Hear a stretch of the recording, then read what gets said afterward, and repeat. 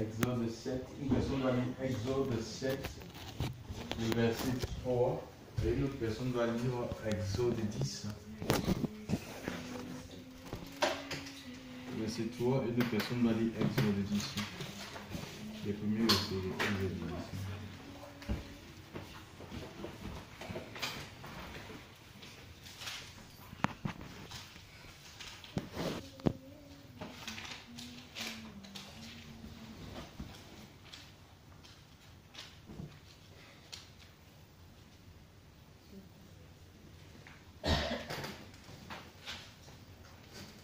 Oui, si quelqu'un n'a la page, je vais faire lecture.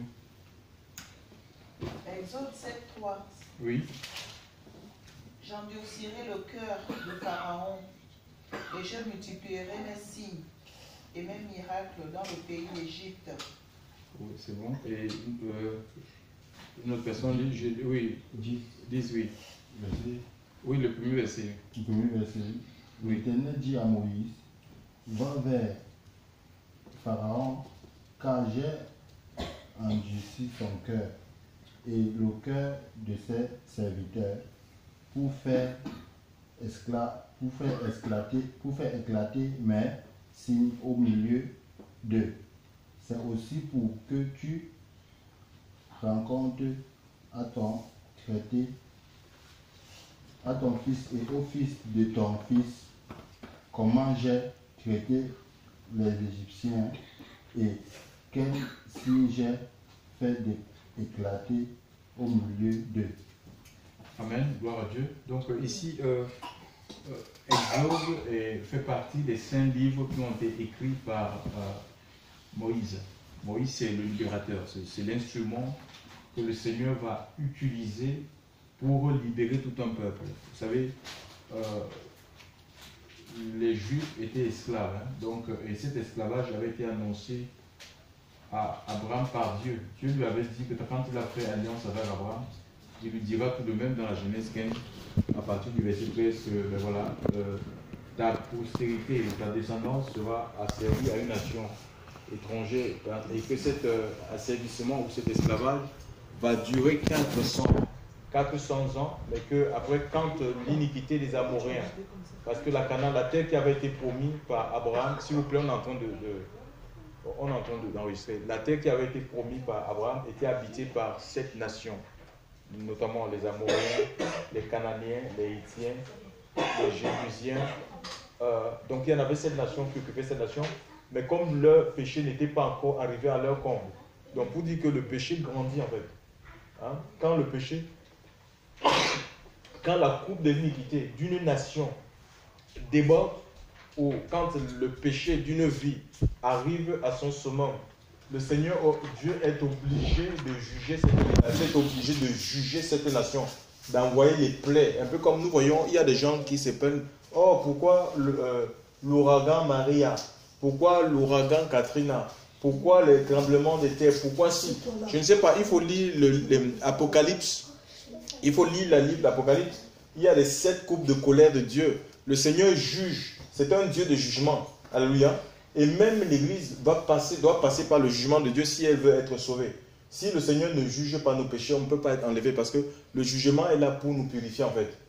Donc, et ici on voit, et Dieu, pourquoi est-ce que, et on voit ici, Dieu fait miséricorde à qui il veut. Donc la sentence de Pharaon était déjà scellée. Devant Dieu, on ne pouvait rien faire. Il dit, je vais endurcir. C'est Dieu qui dit, je vais endurcir son cœur. Pourquoi? Il y a une raison à cela. Il dit, pour que les signes, parce que en fait, Pharaon, c'était un idolâtre. Il adore le diable. C'est quelqu'un qui adorait Satan en fait. Donc ils adoraient plusieurs, ils adoraient des démons. Ils sacrifiaient même des bébés au Nil, donc au dieu du Nil, donc au dieu du soleil. Donc ils offraient des sacrifices humains à leur divinité. Donc quelque chose qui est une abomination devant le Seigneur. Donc son sort était scellé. Et le Seigneur va dire, et puis comme c'est des gens qui avaient des miracles, ils opéraient des miracles. Ils opéraient des miracles, donc ils avaient de la voyance haute. Et le Seigneur voulait montrer qu'il y a au-dessus de la puissance que Pharaon détenait, il y a une autre puissance. Alléluia. Amen. Donc voilà, et il dit, je vais multiplier les signes. Il fallait cela. Alléluia, pour démontrer la puissance de Dieu et aussi pour que Moïse, hein, nous avons lu dans le chapitre 10, raconte à ses enfants et ses enfants raconteront à leurs enfants.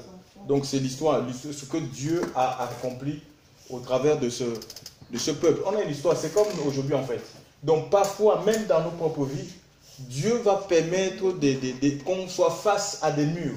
Et on ne comprend pas, mais Seigneur, pourquoi? Mais comment est-ce qu'on va pouvoir voir la gloire de Dieu, la manifestation de la puissance de Dieu, s'il n'y a pas l'opposition? Comment est-ce qu'on va pouvoir être en capacité, nous, d'écrire l'histoire de l'œuvre que le Seigneur nous a confiée? Chers frères et sœurs, si il n'y a pas des situations compliquées où le Seigneur, à un moment donné, on voit son action dans notre vie, alléluia. Parce que le but, c'est de fortifier la foi. Parce que même si nous sommes délivrés d'une situation aujourd'hui, sachant que demain, il y aura une situation qui va se présenter, mais parce que nous avons été délivrés hier, ça sera comme un souvenir. On dit, mais si le Seigneur nous a sortis de cette situation, il nous sortira, il ne nous abandonnera pas. Donc, c'était le but, c'était de multiplier les signes pour que l'Égypte sache qu'il y a un Dieu tout-puissant. Eux, ils adorent le serpent, mais il y a un Dieu véritable, alléluia. Il y a un Dieu vivant qui est réel, alléluia. C'est pourquoi il y a eu tous ces signes. Nous avons eu les 10 plaies, alléluia, notamment le serpent, le bâton qui a été changé en serpent, l'eau qui a été changée en sang. Il y a les grenouilles qui sont sorties complètement du Nil, des marigots, des rivières, pour rentrer dans les maisons. Il y a eu des pustilines, donc des boutons qui sont rentrés dans les... qui sont sortis des corps de... Il y a eu 10 plaies comme ça, la grêle qui est tombée du ciel et ça a ravagé toutes les plantations, ça a tué les bêtes et ça ne tuait que les Égyptiens, quoi. Le camp hébraïque, parce qu'ils habitaient la ville de Goshen. Et cette ville était épargnée. Il y a eu des ténèbres d'une épaisseur telle. La Bible dit que les gens ne pouvaient pas se voir. On pouvait toucher les ténèbres, le noir, avec les doigts, avec les mains. Donc les gens ne pouvaient pas se voir. Donc ce Dieu qui avait multiplié ces signes, le dernier signe étant la mort de tous les premiers-nés mâles de l'Égypte. Et le Seigneur sait ce qui peut nous faire fléchir. Même dans nos vies, nous devons faire beaucoup attention. Alléluia. Parce que l'endurcissement, ce n'est pas bon. Alléluia. L'endurcissement, ça dit que c'est le fait que Dieu nous parle, il nous avertisse, il nous parle d'une situation, de quelque chose, donne une direction, et qu'on refuse, en fait. On refuse d'aller dans cette direction. On refuse de croire dans ce que il nous dit. On refuse d'obéir. C'est ça, laisse aller mon peuple.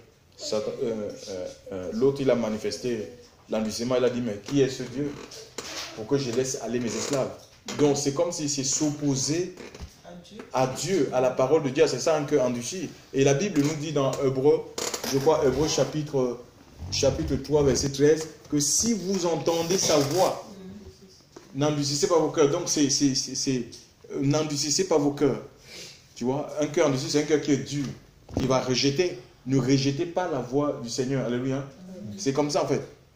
Si vous entendez sa voix, et le Seigneur continue aujourd'hui à parler, Dieu parle par différentes manières. Il parle par des songes, il parle par des visions, il parle par des circonstances même. Il parle à travers la parole écrite, comme ce soir aussi, il parle à travers la parole prêchée. Alléluia. Amen. Donc, vous savez, nous devons lutter. Nous devons lutter avec Dieu et non contre Dieu. Nous devons lutter avec Dieu. Le slamiste, David dira avec Dieu dans le psaume 60, c'est le psaume 60, on peut le lire. Hein. Le psaume 60, verset 12, qu'est-ce qu'il dit?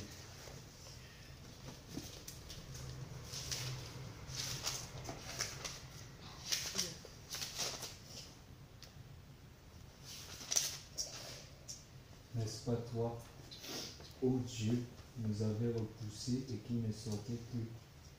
Psaume 60, verset 12. Oui. C'est ça. Qu'est-ce que ça dit? N'est-ce pas toi?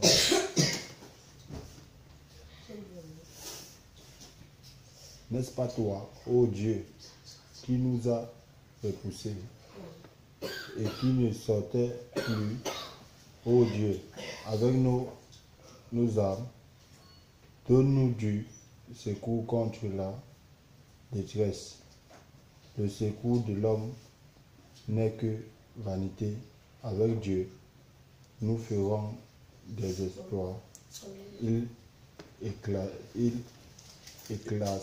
écrasera nos ennemis. Avec Dieu, nous ferons des exploits et c'est Dieu qui écrasera. Donc, il faut lutter avec Dieu, c'est-à-dire aux côtés de Dieu et non contre Dieu. Donc, si on s'oppose à Dieu, si on combat Dieu, en fait, on ne peut pas être victorieux. Nous avons l'exemple de Jacob. Il avait lutté contre Dieu, contre l'ange de l'Éternel. L'ange de l'Éternel aujourd'hui, c'est le Seigneur Jésus-Christ. Alléluia. Amen.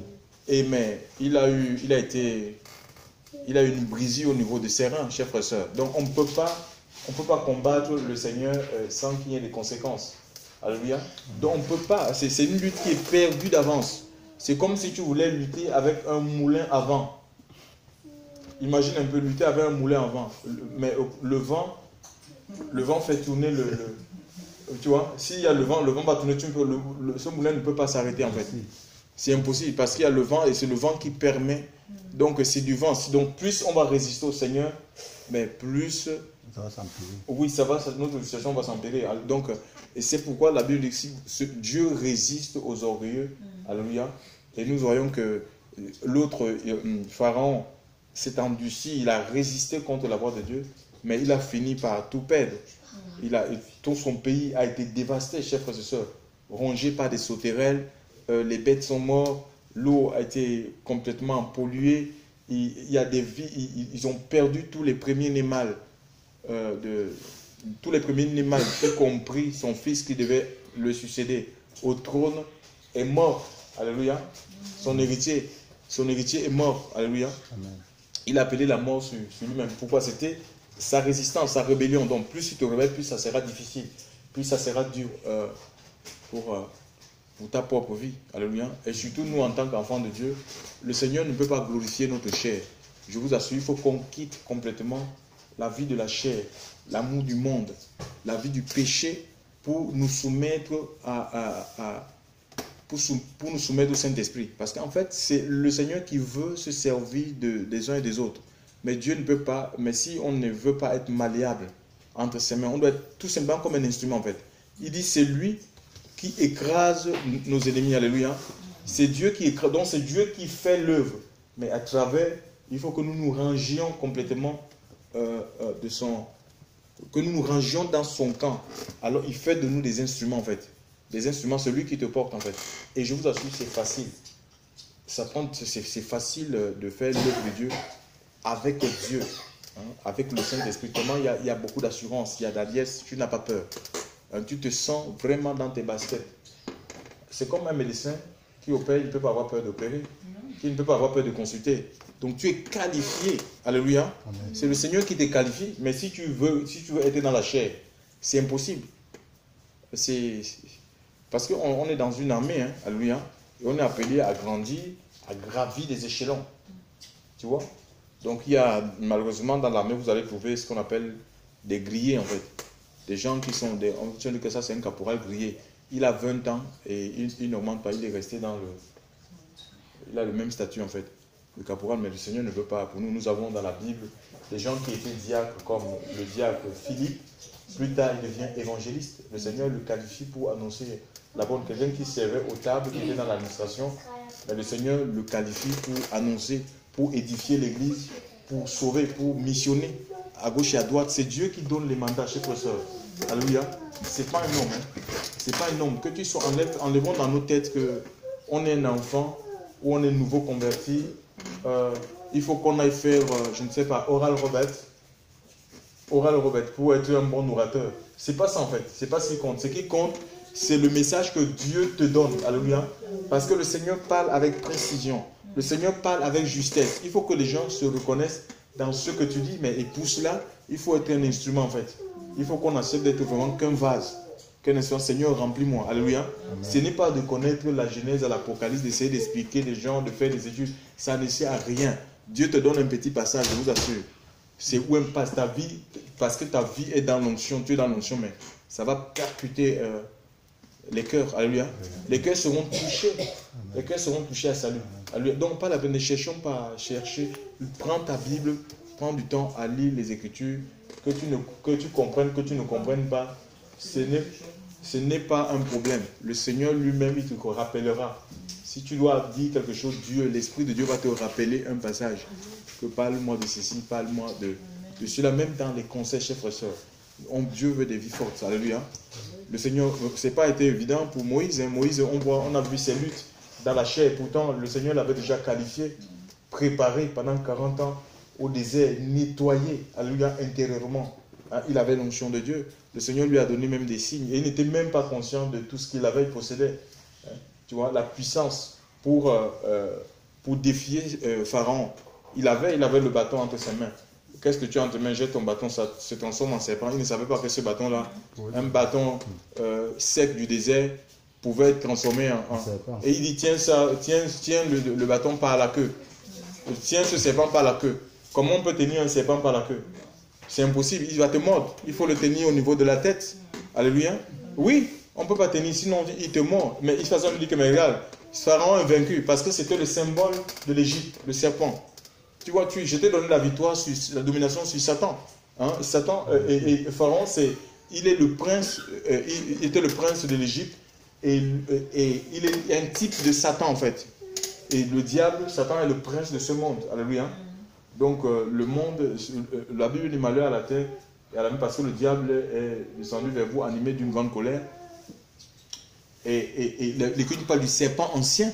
Satan est appelé le serpent ancien et c'était le symbole même de l'Égypte, tu vois. Et le Seigneur nous a donné la victoire. Et il dit, vous l'avez vaincu à cause du sang de l'agneau et à cause de la parole du témoignage, tu vois. Et la Bible dit qu'ils n'ont pas aimé leur vie dans le livre de Apocalypse chapitre, je crois c'est 7 et 12, jusqu'à craindre la mort. Alléluia. Donc c'est des gens qui avaient pris le risque de dire, ils s'abandonnent entre les mains du Seigneur. Peu importe ce qui peut les arriver, il a pris le risque d'aller affronter la colère de Pharaon. Il connaissait qui était Pharaon. Il fut autrefois un prince d'Égypte. Il a grandi, il connaissait qui est Pharaon. Il connaissait son entourage, les décisions que Pharaon s'il disait que allez, cette personne, tuez-le. On le tue, emprisonnez-le. Donc c'était fait. Tu vois? Donc il connaissait ces choses, mais il n'a pas eu peur d'aller affronter. Pourquoi? Parce que Dieu était son assurance. Dieu avait investi sa vie. Alléluia. Et nous avons besoin vraiment de laisser le Seigneur investir son esprit en fait. Investir nos vies. Alléluia. Remplir nos vies. Nous allons marcher dans l'assurance et nous allons manifester là où il nous a placé les œuvres du Seigneur. Est-ce qu'on peut lire?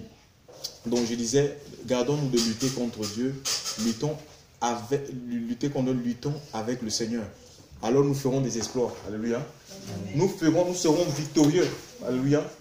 Nous serons victorieux en toutes circonstances. Même s'il y a des circonstances qui nous semblent être des défaites. Mais en tant qu'enfant de Dieu, ce sont des victoires. Parce que ma Bible nous dit que tout concourt au bien de ceux qui aiment Dieu, de ceux qui sont appelés selon ses desseins. Alléluia. N'oublions pas que c'est le Seigneur qui contrôle toutes choses, qui est le maître de nos vies. Alléluia. Et son règne au-dessus du règne des hommes. Même si ce sont des décisions arbitraires que les gens prennent dans notre vie. On dit, mais c'est injuste. Comment est-ce que... Mais Dieu sait toutes choses. C'est pour te protéger. Alléluia. C'est pour te garder. Alléluia. Gloire à Dieu, oui. On peut lire. Une autre personne va ouvrir 1 Pierre 5, 1 Pierre 5, verset 5, Jacques 4, verset 6.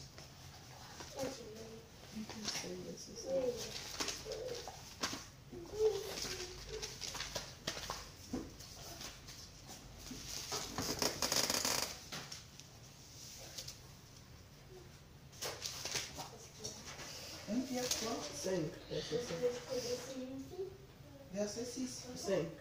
5. Oui. De même, vous jeunes gens, soyez soumis aux anciens, ayant tous de la soumission, et ayant tous de la soumission les uns pour les autres, Revêtez-vous d'humilité, parce que Dieu résiste aux orgueilleux, mais il fait grâce aux hommes. Oui, alors, donc tu ne peux pas dire, il dit revêtez-vous. C'est un impératif d'humilité. Pourquoi? Parce que Dieu résiste aux orgueilleux. Tu ne peux pas prier le Seigneur, rends-moi humble. C'est comme un vêtement. Tu dis, je vais m'humilier. Ça dit, je me soumets à la parole de Dieu, en fait. C'est ça. Tu ne vas pas dire à Dieu, soumets-moi à ta parole. Non. C'est toi qui dois te revêtir d'humilité. Dis, mais je descends. C'est pas moi qui enseigne Dieu. C'est pas moi qui conduis le Seigneur. C'est Dieu qui me conduit. C'est lui qui me conduit dans mes projets. Alléluia. Dans mes choix, mes décisions. C'est ça, quelqu'un qui est soumis, il va soumettre ses projets. Seigneur, est-ce que ce que j'ai envie de faire là, est-ce que c'est dans ta volonté? Tu vois? C'est ça en fait. Revêtez-vous parce que Dieu résiste. Alléluia. Il résiste. Et des gens orgueilleux. Parce qu'aujourd'hui, même il y a des gens, ils ont des talents, ils ont des capacités, mais parce qu'ils sont orgueilleux, Dieu les a disqualifiés. Ils ne se servent pas d'eux. Ils sont malheureux, ils sont frustrés.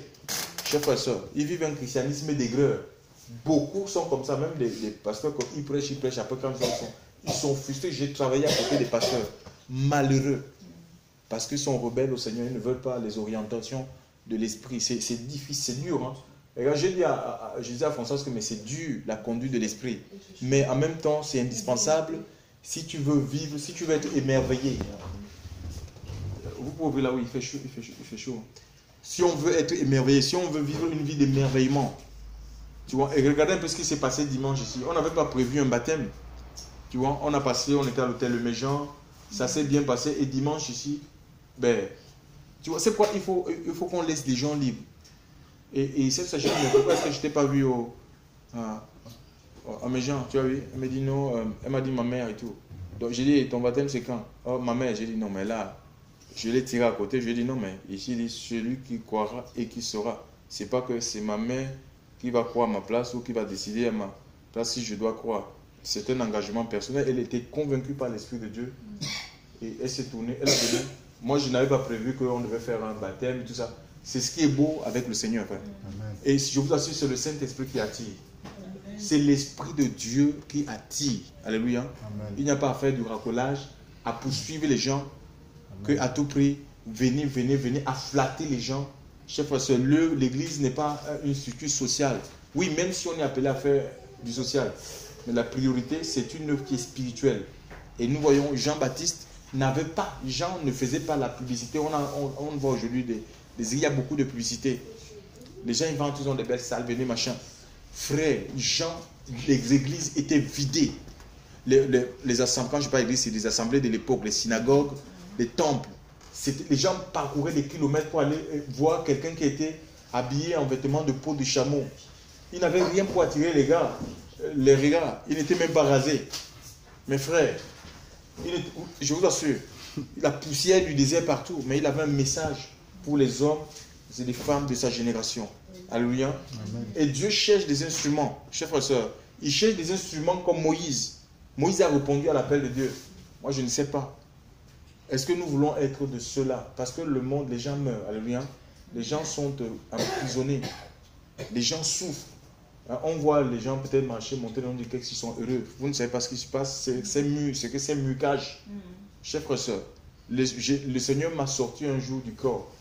Il a transporté mon esprit parce que j'étais un peu émerveillé quand j'ai mis mes pieds dans ce pays. La France, j'étais émerveillé de voir. J'ai dit, mais quel beau pays. Quelle merveille, des belles maisons. Je ne vois même pas des trisomiques. Je ne vois pas des boiteux, je ne vois pas des infimes. Mais tout est beau, il n'y a pas des infimes ici. Comme là-bas au pays, des gens qui ont des bras cassés, des pieds cassés. Je ne vois pas tous ces gens. J'ai dit, mais ce n'est pas possible. Quel pays formidable.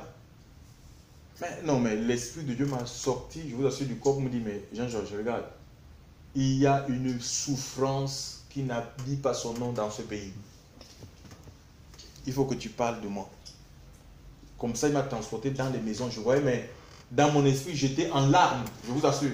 J'étais en larmes, je ne pouvais pas supporter ça. Je me suis réveillé, j'ai touché mes yeux, je pensais que je pleurais véritablement.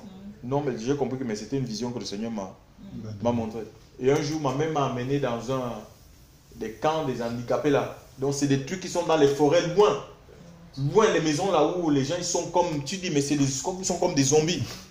Mais j'ai eu peur, j'ai dit, mais c'est quoi ça? Tu vois, les maisons sont comme ça de fauteuil. J'ai dit que mais ça fait... J'ai dit, donc on vient cacher, tu te rends compte, On les écarte. on les écarte de la société, oui.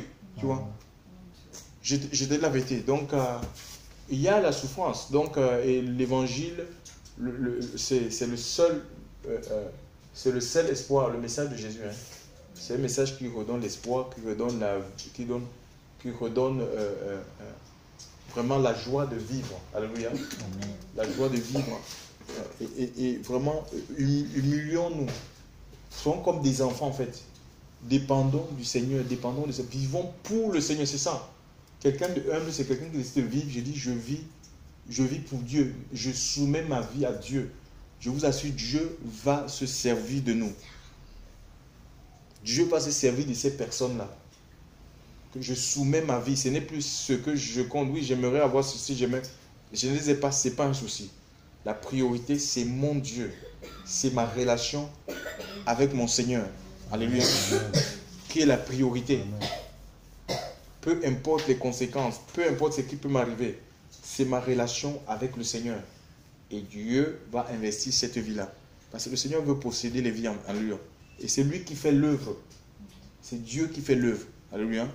C'est Dieu qui a accompagné Moïse. C'est le Seigneur. Moïse n'était pas seul. Il n'avait pas, je ne sais pas, toute une mallette avec les enseignements théologiques pour aller parler à Pharaon. Il a vu Dieu. Dieu se révélait à lui. Alléluia. Dieu, c'est une révélation. Et Dieu lui a donné des paroles certaines. Que voilà, c'est ça qui te rassure. Tu as un appel, mais ne sois même pas dans la précipitation. C'est Dieu qui t'appelle, il va te donner des paroles, il va te dire, je veux que tu fasses ceci pour moi. Et il sera avec toi. Alléluia. Il va t'accompagner comme il a accompagné les apôtres au jour de la Bible. La Bible, il y avait des signes, des prodiges. Et Dieu accompagne ce qu'il mandate. Dieu va t'accompagner. Alléluia. Il y aura des signes, des miracles, des guérisons. C'est ce qui va taire les bouches des détracteurs. Parce qu'il y aura toujours des gens qui vont contredire. Il y a des gens qui vont s'opposer. Mais tellement il y aura la gloire. Alléluia. Et c'est l'œuvre qui va parler. Alléluia. Amen. Jésus disait que si vous ne me croyez pas, croyez au moins à cause des œuvres. Les malades étaient guéris. Les paralytiques pouvaient marcher. Les aveugles pouvaient voir. Les lépreux étaient purifiés. Les gens de mauvaise vie, ils abandonnaient la mauvaise vie pour marcher dans la vie de la sainteté, de la justice. Alléluia. Amen. Les vies étaient sauvées. C'est ça. Et ça, c'est le Saint-Esprit. Je vous assure, c'est facile avec l'Esprit de Dieu, mais c'est dur.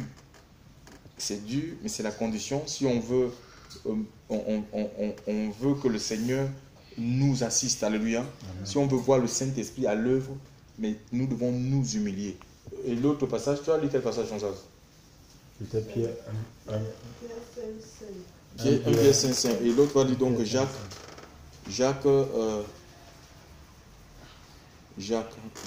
4, verset 6. Au Seigneur.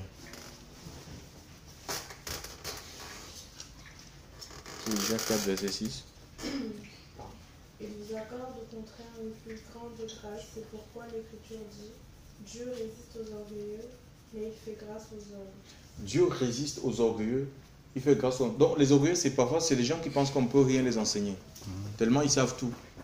Avec le Seigneur, même si vous avez des savoirs, que ce soit des savoirs naturels où vous avez appris à l'école, il y a des dons qui sont naturels, hein, où il y a des compétences qu'on peut avoir intellectuelles parce qu'on a appris une formation. Alléluia. Amen. Mais sachez que ça ne nous qualifie pas. Ce n'est pas ça qui fera que Dieu nous sollicite. Et même encore, on peut avoir reçu de Dieu. Il faut faire attention. Ça ne veut pour autant pas dire que Dieu va t'utiliser si tu n'es pas soumis à sa parole. C'est recevoir ce qu'on appelle, et l'apôtre Paul va exhorter les Hébreux en leur disant que ne recevez pas la grâce de Dieu en vain en fait. On peut recevoir la grâce de Dieu, elle est là, tu as un appel, mais Dieu ne... Oui, il ne t'utilise pas, oui. Il ne t'utilise pas en fait. Parce que tu ne te soumets pas. Parce que tu n'es pas soumis à sa parole. Tu refuses l'orientation en fait. Il te donne l'orientation. Imagine un peu que le Seigneur te dit que tu ailles servir. Je veux que tu ailles par exemple en Afghanistan. Tu vois, Dieu peut te dire ça, que tu dois aller en Afghanistan. Toi, tu vas commencer à te dire, tu vas dire, mais en Afghanistan. Il y a la guerre là-bas. Oui, il y a la guerre, les attentats, machin. C'est ta chair, tu vois, c'est ta chair qui va réagir comme ça. Et mais pourtant, le Seigneur dit, moi j'ai des âmes. Regardez. J'ai des âmes et il va te garder en fait. S'il te dit tu vas là-bas pour mon œuvre, mais ça veut dire qu'il va. Tu vois, c'est pas, il va te protéger. Toi, ta chair, vraiment dire, mais quoi? En Afghanistan, des talibans, machin, et tout ça. Ah non, est-ce que c'est vraiment Dieu, tout ça? Donc, et plus on résiste, on souffre en fait. Parce qu'on va perdre la paix. La paix intérieure, on l'a pas, on n'avance pas et on est vraiment dans la mer. On est amer. Hein? On est amer. Il résiste aux orgueilleux et il fait grâce aux humbles. Donc, les orgueilleux, c'est les gens qui refusent de se soumettre, qui ne veulent pas obéir au Seigneur en fait.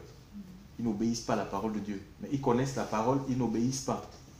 Ils connaissent la Bible en fait, mais ils n'obéissent pas. Nous avons eu plein d'exemples ici. Hein. Ils n'obéissent pas et après ils sont dans les plaintes. 20 ans, 30 ans ma vie comme ça, je ne comprends pas. Et pourtant je prie, ils sont sur la revendication, je fais ceci pour Dieu, je fais ceci. Non, c'est pas parce que tu fais ceci pour Dieu, je donne les sandwichs au SDF, mais pourquoi ma vie elle est comme ça? Il y a des gens qui font mieux que ça. Mais est-ce que pour autant que ces personnes suivent le Seigneur? Tu vois? Donc le plus important c'est le cœur. Hein. Et même, c'est pas parce qu'on fait des choses. Dieu ne nous bénit pas parce qu'on fait des choses. Le Seigneur regarde, ce que Dieu regarde, c'est pas des choses que nous faisons. C'est comment l'état des cœurs en fait. La disposition des cœurs des uns et des autres. Les motivations, qu'est-ce qui nous pousse à le faire? Est-ce qu'on le fait pour être vu, pour essayer d'être attiré, je ne sais pas, une reconnaissance auprès des hommes, pour que les hommes nous disent que voilà, ça c'est une bonne fille. C'est ça, ce n'est pas parce que tu fais. Hein. C'est ça, Dieu est alerté par l'état de notre cœur. Hein. C'est tout. Les intentions, le Seigneur regarde l'intention, donc, et c'est ce qu'il juge en fait. Donc, oui, Dieu fait grâce aux humbles. Donc les gens qui sont humbles, le Seigneur va les gracier, il va les bénir en fait, il va les communiquer, il va les donner sa faveur. Mais ceux qui sont orgueilleux, ben, ils se privent en fait. Ils se privent des grâces du Seigneur et ils empêchent que le Seigneur se serve d'eux, tout simplement. Donc, que ce ne soit pas le cas, que vraiment le Seigneur, ce n'est pas Seigneur, rends-moi humble. Ce n'est pas comme ça, c'est pas ça. Tu dois te revêtir de l'humilité. C'est comme un manteau. Et voilà, on accepte Jésus.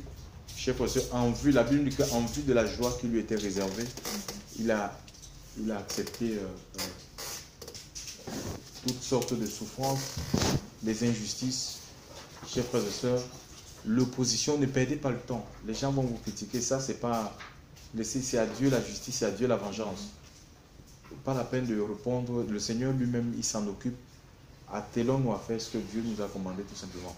Alléluia. Amen. Que le nom du Seigneur soit béni et demandons au Seigneur vraiment qu'il bâtisse nos vies. S'il y a des zones de résistance, c'est ça. Alléluia. Amen. On peut avoir des facilités à obéir vite dans certains domaines, mais dans d'autres, on a du mal à suivre. Alléluia. Et le Seigneur nous connaît. Dieu veut une obéissance non partielle, mais une obéissance totale. Alléluia. Il nous veut entier. Il veut régner en totalité dans notre vie. Donc, est-ce qu'il y a des parties dans ta vie où donc le Seigneur ne règne pas, n'a pas seigneurie? Je ne sais pas. Le Seigneur sait, alléluia. Il veut régner en totalité. C'est ça, il va être le maître, le Seigneur. Le maître, celui qui nous enseigne, le Seigneur. Celui qui a autorité sur notre vie en fait. C'est ça, donner sa vie, c'est que ta vie appartient en totalité à Dieu. Alléluia. Et qui dit projet, dit décision, on est prêt, on peut dire j'ai envie de faire ceci, le Seigneur peut changer ton orientation. Nous voyons avec l'apôtre Paul dans Acte 16. Hein, il veut aller quelque part et l'Esprit de Dieu ne le permet pas. Et il suit la direction du Seigneur. Il ne s'obstine pas. Il dit mais c'est ce que moi j'ai. Non. On n'est pas protégé. On a cru combattre, j'ai la puissance. Non. Si le Seigneur te dit ne va pas dans tel endroit, n'y va pas. Parce que si tu vas, oui, tu n'es pas protégé en fait, tu es exposé en fait. Tu es exposé aux flèches de Satan. Alléluia. Donc il faut écouter la voix du Seigneur. Si le Seigneur te dit ne te marie pas avec telle personne, toi tu t'obstines à vouloir te marier avec la personne, quand tu auras les problèmes, n'accuse pas le Seigneur. Ça ne sera que les conséquences de ton choix. Alléluia, de ta désobéissance, de ton obstination. Hein? De ton orgueil, c'est comme ça en fait. Donc il faut vraiment écouter le Saint-Esprit. Alléluia. Ouais, il faut être à l'écoute et ça demande qu'on soit proche, qu'on s'approche chaque jour un peu plus de Dieu. Et je me pose la question aujourd'hui, ouais, Dieu a donné, Dieu a orné l'Église. Il a investi l'Église de sa présence, il a qualifié les dons. J'essaie de voir, j'étais en Afrique, j'ai vu des hommes de Dieu dans leur début, comment ils étaient dans le feu de Dieu, mais après, il n'y a plus, qu'est-ce qui se passe? Des hommes de Dieu qui tombent. C'est bizarre. On ne peut pas tomber, quand on marche avec le Seigneur, on ne peut pas tomber comme ça, la chute ne vient pas comme ça. Tu es averti. Pharaon, le Seigneur a utilisé les plaies pour amener cet homme à abdiquer. Dieu les a parlé, il les a même envoyé des épreuves pour les amener pour qu'ils le lâchent, pour qu'ils arrêtent leur obstination. Mais non, ils n'ont pas voulu. Le Seigneur ne peut pas lâcher les gens qui l'appellent comme ça en fait. Puisqu'il dit 7 fois, le juste tombe 7 fois, Dieu le relève. Et si Dieu n'arrive plus à te relever, mais ça veut dire que tu es allé loin. Alléluia. Et là, il t'a endurci, c'est pour te détruire en fait. C'est comme ça. Donc, que le Seigneur vraiment qui nous aide. Hein. Demandons qu'il règne en totalité dans nos vies. Alléluia. C'est le règne de Dieu. On doit être témoin, pas autre chose. C'est le règne de Dieu dans nos vies et nous allons vivre la présence du Seigneur au quotidien. Vous allez voir que l'œuvre de Dieu, même parler aux gens, ça sera plus facile. Alléluia. Plus facile de parler aux gens. Vraiment, les gens ils vont croire. Ils vont dire, mais tu dégages l'assurance. Tu parles avec conviction. C'est ça, ils le savent. Ils savent quand c'est creux. Quand il n'y a pas d'intimité avec le Seigneur, c'est creux. C'est vague. Parce que ce n'est pas quelque chose qu'on vit. Alléluia. Amen. Les paroles du Seigneur ont du poids. La gloire de Dieu, ça veut dire même c'est poids, hein, cavote. C'est poids. Ça nous donne de la consistance. On n'est pas quelqu'un de léger, de superficiel. Alléluia. Ça nous donne de la consistance. Alléluia. On est un homme, une femme de ton. Et ça, c'est Dieu qui le fait. J'ai envie de voir Dieu utiliser servir des enfants. Je l'ai vu. J'étais dans une assemblée, j'ai vu des enfants à Élysée, j'ai vu des enfants ressusciter des morts. J'ai vu des enfants conduits dans la louange, dans l'adoration. J'ai vu des jeunes garçons conduits. Ce sont des petits garçons de 12 ans qui nous ont entraînés dans une vie d'intercession. Ils avaient qui nous ont entraînés, qui nous ont amenés à aimer la prière. Chaque 16 heures, c'est eux qui nous conduisaient dans l'intercession. Des jeunes garçons de 12 ans. J'ai vu des enfants, chers frères et sœurs. J'ai envie, avec le feu de Dieu, avec la présence de Dieu. Mais est-ce que le Seigneur a changé? J'ai envie de vivre ces choses-là. Dieu se servit des enfants. J'ai vu des enfants guérir les malades, ressusciter des morts, des enfants. Où le pasteur n'était pas les enfants, comme ça on amène les morts, les enfants ils prient. Ils invoquent l'esprit de vie, le mort s'élève. J'ai vu ça. Mais je veux vivre les mêmes choses. Je veux vivre ces choses dans l'assemblée, mais ça demande la séparation, chers frères et sœurs. Il faut vraiment qu'on se sépare, qu'on nettoie nos vies. Alléluia. Tellement Dieu est saint. Dieu est saint. Et c'est ce qu'il avait dit à Moïse. Ôte tes souliers. Ôte tes souliers. Je ne sais pas si ce sont des souliers en or. Ce n'est pas évident. Imaginez, tu as acheté des souliers en or. Ou en diamanté. C'est pas évident hein, de dire, mais Seigneur, ça m'a coûté cher mes souliers là. Ôte tes souliers de tes pieds. Alléluia. Oui. Ce qui peut être bon pour nous n'est pas forcément bon pour le Seigneur. Donc Dieu est saint. Les souliers, ça nous parle de la marche. Donc on ne peut pas marcher en compagnie des moqueurs. On ne peut pas être au milieu des gens qui sont là, des païens, chers frères et sœurs, qui se moquent de Dieu. Et nous, on connaît la vérité, on se tait. Il y a parfois, on doit prendre des positions. Il ne s'agit pas de sortir complètement du monde, d'être coupé des vivres comme un illuminé entre ciel et terre. On est dans le monde, mais après, il y a des choix. Il faut prendre position pour la vérité. Même si on doit te regarder, on doit se moquer de toi. Mais on ne peut pas se taire, être dans un silence. C'est comme si on avalisait, on approuvait ce que les gens font. On voit le mal, le péché, on ne dénonce pas. Mais comment est-ce que le Seigneur va se servir de nous? C'est impossible. Il veut des instruments de justice. Il veut des gens pour crier la vérité. Et pourtant, il faut être dans la vérité de Dieu. Alléluia. Amen. Il faut vivre la vérité. Et nous prions. Père éternel Dieu, nous voulons te rendre grâce encore ce soir.